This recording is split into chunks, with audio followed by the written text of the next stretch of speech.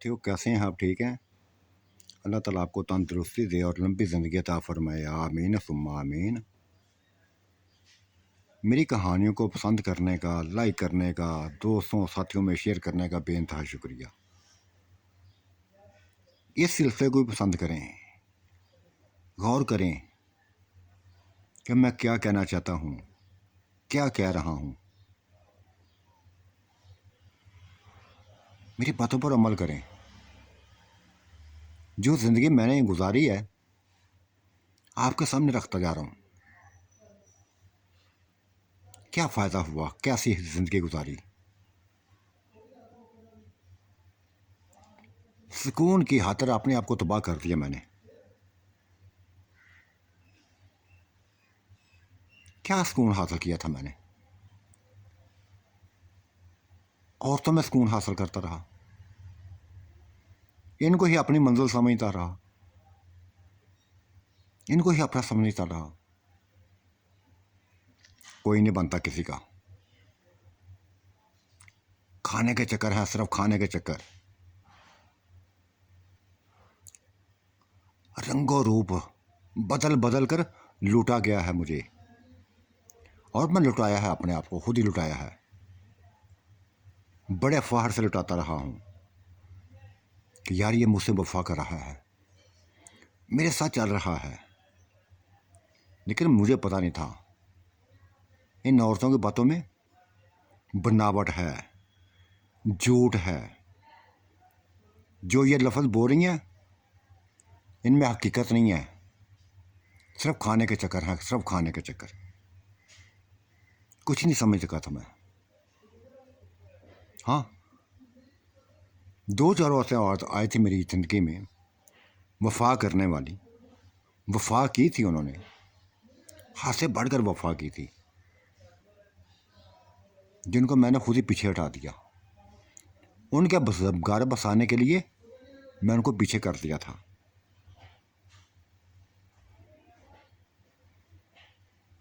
और जो समझदार थी उन्होंने मेरी इस हरकत को बुरा नहीं कहा था।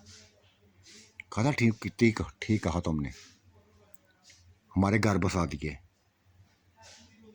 उजड़े घर बस गए, अच्छा लगा है हमें।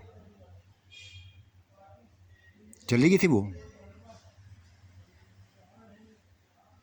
एक फैसला मैंने कर लिया था, अपनी इस सिम को बंद करने का फैसला किया था कि ये जिस औरतों के जंजाल से मैं निकलना चाहता था, हमेशा के लिए निकलना चाहता था, सिर्फ एक औरत को रखना चाहता था, जिसको मैंने उसके खामद के पास खुद ही भेजा था कि अपना घर बसाए जाके अपनी ज़िंदगी को सुकून दे। जो चली गई थी अपने खामद के पास, मैंने उसको कह दिया था कि देखो, अपना नंबर मैं चेंज करने लगा हूँ, सिर्फ ये मेरा नंबर तुम्हारे पास होगा। तंग आ गया हूँ मैं औरतों से, रंगो रूप बदल कर लूटने वाली औरतों से उकता गया हूँ मैं, दावे करने वाली औरतों से उकता गया हूँ मैं। इनकी बातों में फ्रेब था,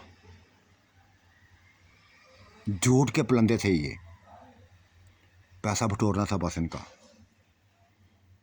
अपनी हिस्सों को नीलाम करना इनके लिए मामूली काम था। जो करती थी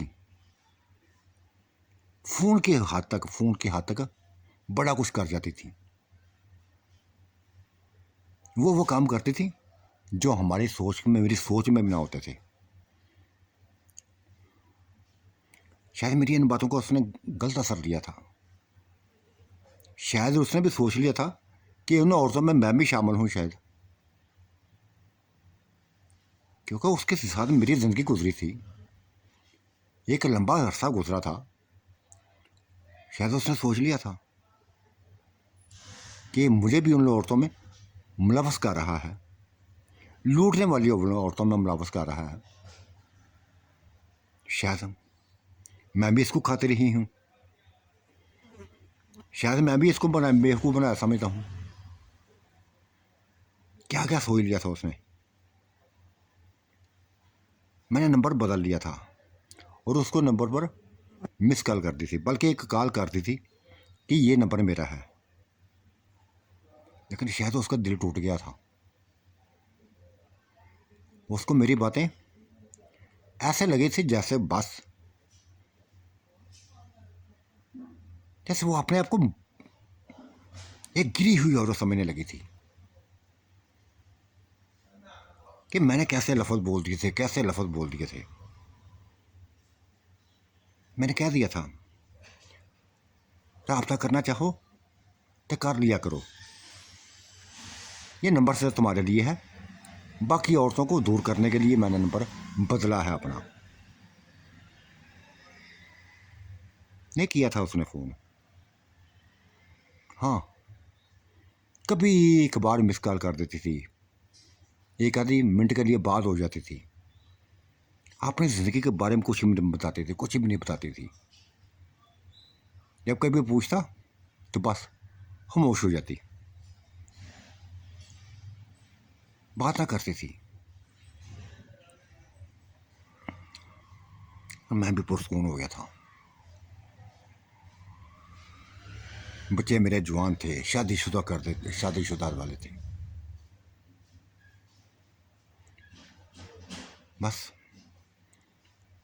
दुनिया को देखकर, दुनिया के साथ चल चल के उकता गया था।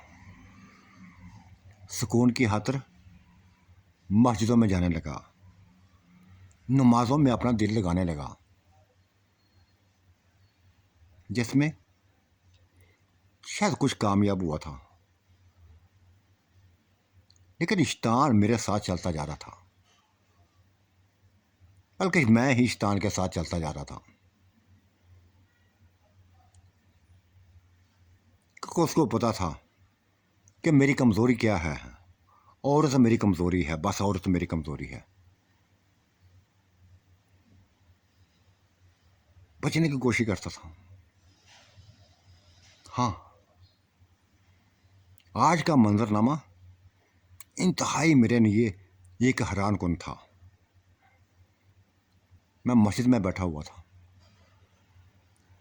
एक हसीनो जमील नौजवान आया था मस्जिद में। ऊंचा लंबा, सेहतमंद, देखने में ऐसा जैसे शहजादा हो। उसको देखकर मैं समझ गया था कि मेरी तरह ये भी बस औरतों के पीछे पड़ा होगा, दुनिया के पीछे पड़ा होगा। मेरी नज़रें उसके ऊपर थी, मैं उसी को देखता जा रहा था। वुज़ू करके वो नमाज पे खड़ा हुआ तो मैंने उसकी आंखों में आंसू देखे थे। उफ खुदाया, वो मेरी निगाह का तवज्जो बन गया, मेरी तवज्जो का बस मरकज़ बन गया था वो। मेरी नज़रें उसके चेहरे पर ही थीं, उसके जिस्म पर ही थीं, उसकी आंखों में आंसू थे। रोते हुए नमाज पढ़ी थी उसने।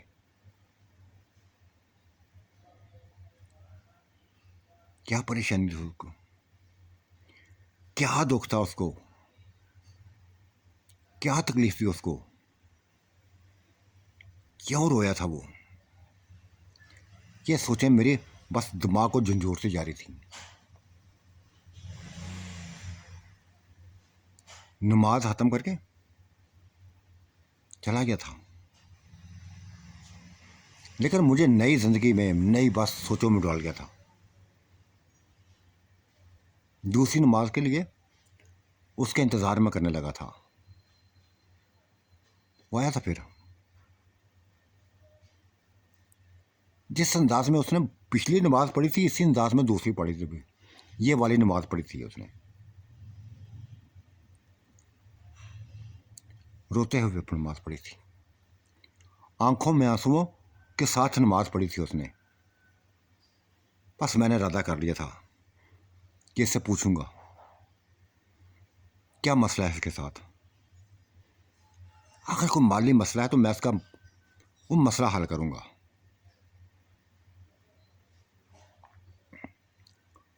नमाज ख़त्म करके मैं उसके करीब जा बैठा था। वो उठने लगा, जाने लगा था। मैंने रोक लिया उसको और कहा था कि मैंने तुमसे कुछ कहना है, तुमसे कुछ बातें करनी है, मुझे कुछ टाइम चाहिए। उसने गहरी नज़रों से मुझे देखा था। कहने लगा ये मस्जिद में दुनियावी बातें अच्छी नहीं लगेंगी, जो पूछना है मस्जिद से बाहर निकलो, जो कुछ कहना है मस्जिद से बाहर आकर कह दो। उसकी बात अच्छी लगी थी मुझे। वाकई मस्जिद में दुनियावी बातों का क्या काम, ये तो सिर्फ इबादत के लिए थी, खुदा की इबादत के लिए। एक होटल पे जा बैठे थे, मैंने चाय का ऑर्डर दे दिया। चाय बनने में कुछ टाइम लगने लगा था। मैंने पूछ लिया था कि बेटा देखो, माशाल्लाह तुम खूबसूरत हो, ऊंचे लंबे हो, पुरकशिश शख्सियत के मालिक हो, एक वकार है तुम्हारी चाल में, लेकिन नमाज की हालत में तुम्हें रोता हुआ देखकर क्या परेशानी है तुम्हें? यार ये सांस ली थी उसने। चाचू ठीक कहा तुमने, बिल्कुल ठीक कहा।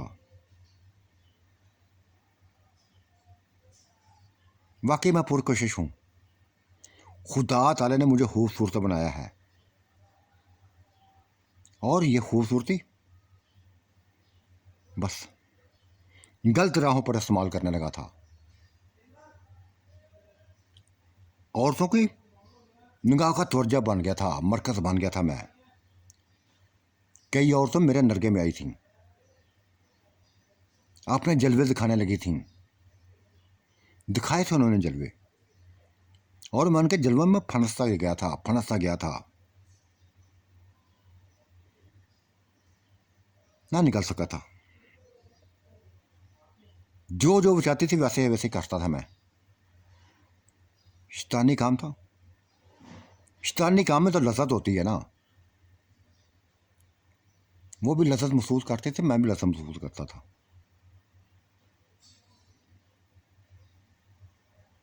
मैंने देखा अपने आप को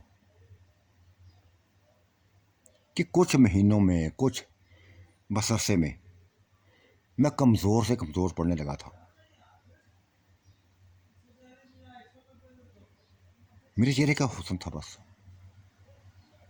जिस्मानी तौर पर औरतों ने मुझे लूट लिया था। शायद कोई मसला था मेरे अंदर। क्या था मुझे समझ नहीं आई। हाँ, ये एक बुजुर्ग ने मुझे कहा था कि देख बेटा, तुम जिन लफ्ज़ों में पड़े हुए, जिन ख्वाहिशों के पीछे चल रहे हो, कि किसी वक्त भी ख़त्म हो सकती हैं, किसी वक्त भी हो सकती हैं ख़त्म। मेरी तरफ देखो, तुम्हारी तरह मैं भी यंग था, जवान था, बूढ़ा हो चुका हूँ। तुम भी कल को बूढ़े हो जाओगे, तुम्हारा हुस्न भी ख़त्म होता जाएगा। और ये क्या, ऐसा होना है। ज़िंदगी के साथ साथ इंसान को बूढ़ा होना होता है। तुम भी बूढ़े हो जाओगे और ये ज़िंदगी ख़त्म हो जाएगी। कब तक जियोगे? मैं कब तक जीऊँगा, तुम कब तक जियोगे? और बेटा मेरी बात को ज़हन में बिठा लेना, ये दुनिया में जितने भी लोग चलते फिरते तुम्हें नजर आएंगे ना, इन सब ने एक दिन मरना है। एक ना एक दिन उन्होंने मरना है। हमने भी मर जाना है, ख़त्म हो जाना है।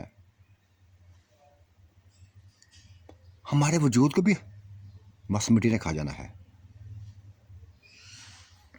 हमारा भी नामो निशान ख़त्म हो जाना है। बेटा सुनो, एक वक्त था हमारे बाप माँ बाप जिंदा थे, जिस तरह हम लोग अपने महफिल सजा के बैठे थे ना, इसी तरह भी शायद हमारे माँ बाप भी अपनी महफिलें सजाते होंगे। इसी तरह वो उनकी ज़िंदगी गुजरती जा रही थी। अब नहीं रहे वो, ना उनके साथी रहे ना खुद रहे। बेटा हमने भी चले जाना है, तुमने भी चले जाना, मैंने भी चले जाना है। और उस ज़िंदगी का सोचो जिसमें मौत नहीं होगी। लंबी ज़िंदगी होगी, लंबी ज़िंदगी होगी, कभी ख़त्म होने वाली ज़िंदगी नहीं होगी वो। उसका सोच लो। बेटा खुदा से डरो, उस खुदा से रहमत की भीख मांगो। वो रहमत करने वाला है, बख्शने वाला है। अपने गुनाह की माफ़ी मांगो। मैं भी मांगता हूँ, तुम भी मांगो। और जो जो नजर आए ना, बस कोशिश करो उसको दीन की तरफ लाने की, शैतान से उसको बचाने की बात करो। कोशिश करो कि शैतानी चालों में वो ना गिरे। बेटा ये जिंदगी किसी लम्हे भी ख़त्म हो जाएगी, किसी लम्हे भी ख़त्म हो जाएगी। मैंने कब्रों में जा जाके देखा है, अपने 200 साथियों को दफनाया है अपने हाथों से। वो भी मेरी तरह जिंदा थे, मेरे साथ गपशप लगाया करते थे, बातें करते थे। आज वो मौजूद नहीं है। बेटा मर जाना है, मैंने भी मर जाना है, तुमने भी मर जाना है, हर किसी ने मरना है, हर किसी ने मरना है। और फिर जहाँ जाना है वहाँ मौत नहीं होगी। बेटा वहाँ मौत नहीं होगी, पर जीना होगा। फिर अच्छी जगह पे जाना है या बुरी जगह पे जाना है। बेटा ये सोच लो। खुदा ने तुम्हें हुस्न बनाया है, पुरकशिश बनाया है। अपने आप को लफ्ज़ों से बाहर निकालो, खुदा की राह में निकल पड़ो। बस चाचू उस बुजुर्ग की बातों ने मुझे बस एक नई रास्ता दिखाया था। यूँ लगने लगा था जैसे हर वक्त मेरे सामने मौत हो। मैं अपने आसपास पर महसूस करता हूँ किसी फरिश्ते को, जान निकालने वाले फरिश्ते को महसूस करता हूँ। कांप जाता हूँ, आंखों में आंसू आ जाते हैं, कांपने लगने लगता हूँ कि मर जाना है मैंने, एक दिन मैंने मर जाना है। क्या है मेरे पास, क्या माल नामे है मेरे पास जिसमें कोई नेकी नहीं है, कोई नेकी नहीं है। स्याह का माल नामे है मेरे। रोता हूँ चाचू, रोता हूँ, खुदा से अपने गुनाहों की माफ़ी मांगता हूँ। मुझे दुनिया में कोई लगाव नहीं है। अब दुनिया से मुझे लगाव नहीं रखना। मैंने, दुनिया ने निचोड़ दिया है, मुझे निचोड़ दिया है, खा गई है मुझे। ये दुनिया एक अजीब सी रंगों ऊपर में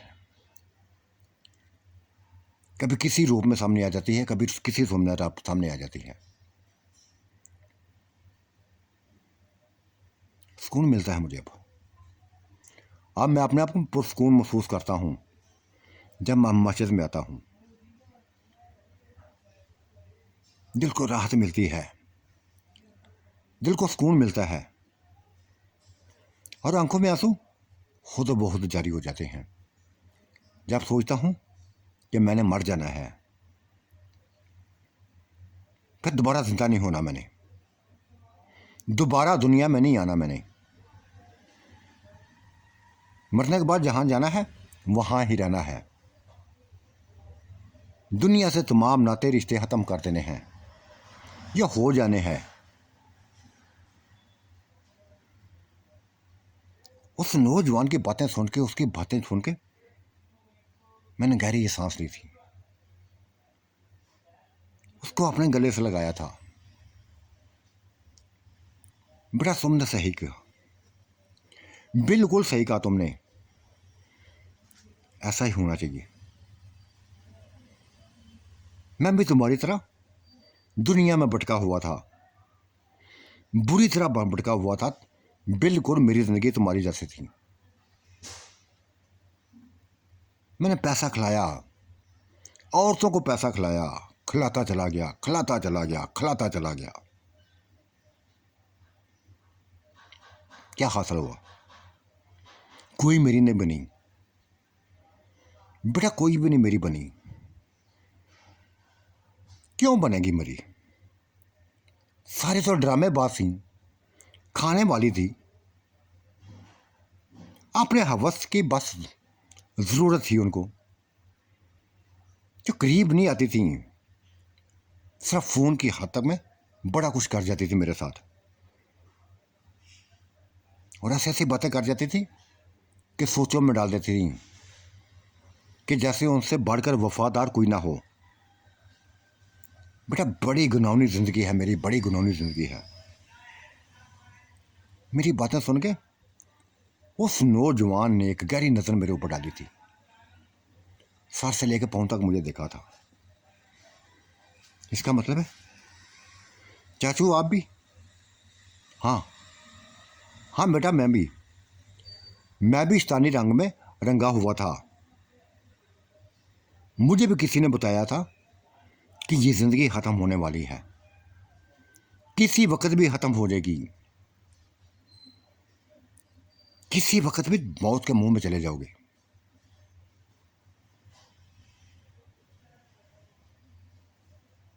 गहरी सांस ली थी मैंने। कुछ वाक़यात मेरे नज़रों के सामने आने लगे थे, मेरे अपने दोस्तों के, मेरे क्लास वालों के, कई क्लास फेलो थे मेरे जो दुनिया से चले गए थे। एक एक का चेहरा मेरे सामने था।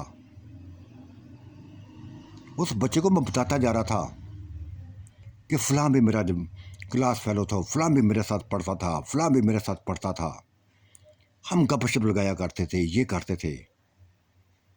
वो ख़त्म हो गए हैं, चले गए हैं दुनिया से। उनके पीछे हमने भी चले जाना है, वो वापस नहीं आएंगे अब। और बेटा हमने भी वापस नहीं आना। एक ही चक्कर है दुनिया में जो लगने के बाद ख़त्म हो जाना है। वो मेरी बातें बड़े ध्यान से सुनता जा रहा था, बड़ी गहराई से बातें सुनता जा रहा था, और मैं बोलता जा रहा था। तो साथियों, आज का मंजरनामा कैसा लगा? अपनी राय से ज़रूर नवाजिएगा। अल्लाह आपका निगहबान, अल्लाह मेरा भी निगहबान। अल्लाह हाफिज़, बाय बाय।